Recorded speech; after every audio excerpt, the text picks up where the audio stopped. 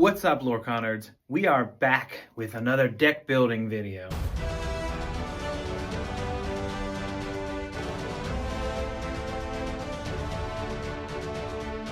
This time, we are going to review Emerald Steel.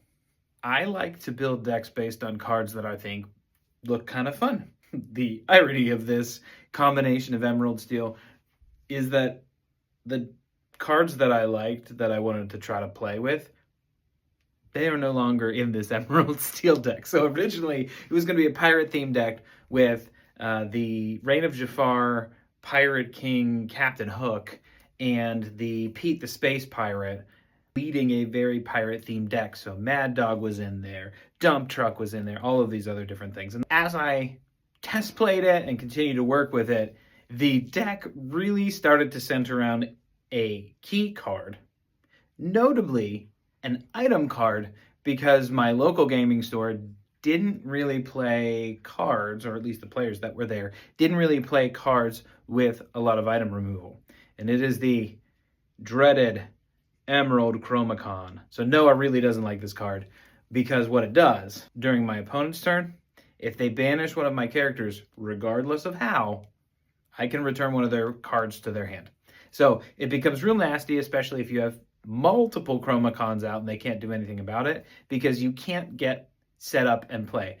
After that, I just started playing around with cards and the things that I knew were powerful and important in games. So let's talk firstly inking and building out your inkwell. There's not really any options for ramp in these two colors except for my buddy Hey Hey, who, at least this copy came from Fabled. And what this copy allows you to do is to watch the other player's inkwell, and if they have more ink and you play him, you get to exert a card.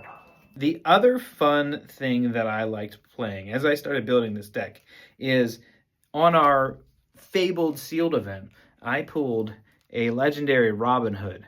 He quests for 2, he shifts for 3, so you can get him out pretty quickly, but during your turn when he banishes another player in the challenge, you get the 2 lore. So you can either quest for 2 lore, or you can beat somebody up and get rid of them for 2 lore. He allows you to be this great lore generation engine throughout your turn, and you can get him out on turn 3. The other thing is when he's banished, you draw a card, so he becomes part of your card draw engine. I also, during the sealed event, pulled the 2-drop uninkable Robin Hood, and he's nice just for slinging damage around, because you don't have to challenge somebody, you just exert him, and you can put 1 damage on whoever you want on the other side of the board. It's great to get around bodyguards, it's great to get around people who aren't readied, and to not do damage in a challenge. So if you're up against another Cursed Merfolk, which is also in this deck,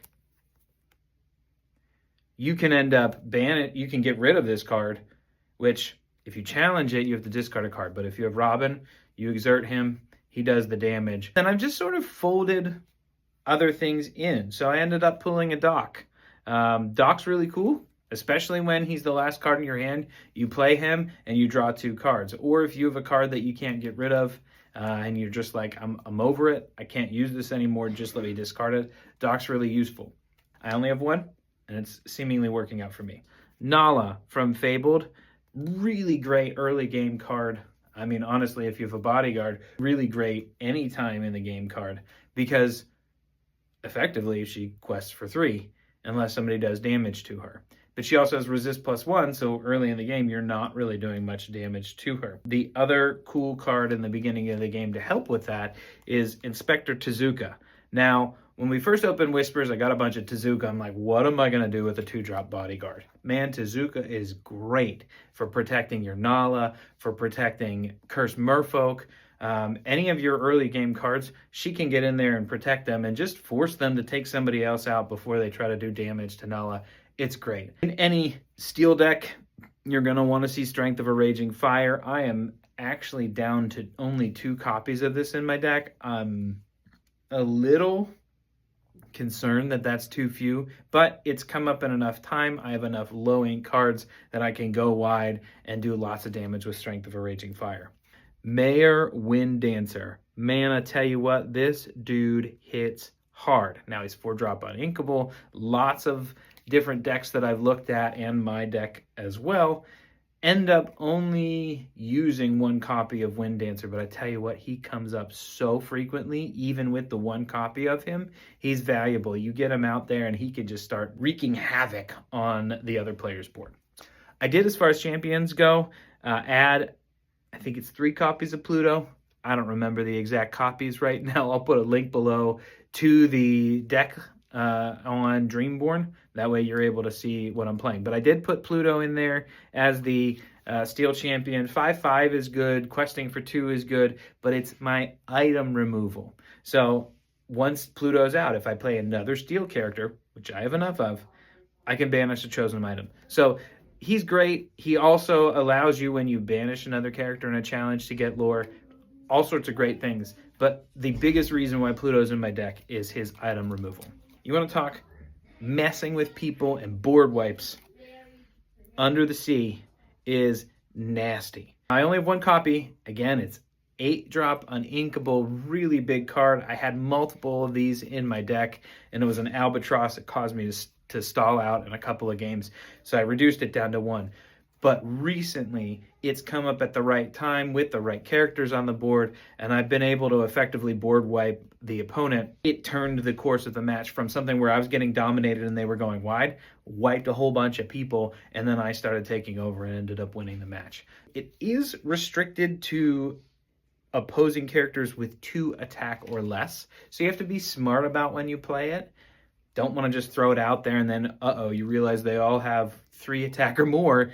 You're not doing anything with it. You're just wasting your ink or your singing ability. Another song, staying in that theme, is Malicious, Mean and Scary. Now, I'm not playing the Prince Philip approach where you apply 1 damage to everybody and then you play Philip and you board wipe. I don't have that yet. I don't have enough copies of Prince Philip.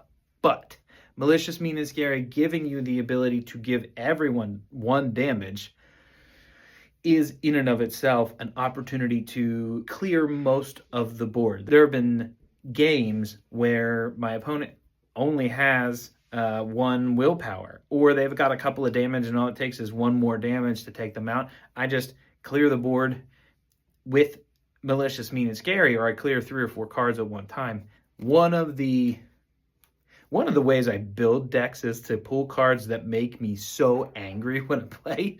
And one of the cards that makes me so angry playing against that I had to incorporate it is John Silver, the legendary Emerald version.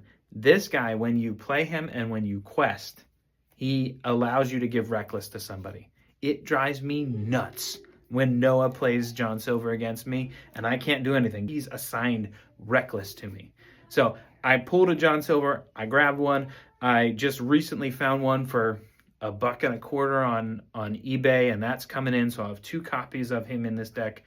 He's been really, really, really valuable in staving off the plans that my opponent wants to do. Let's talk card draw, because I don't have any card draw engines so far, the cards that I've reviewed, until we get to my boy Donald Duck.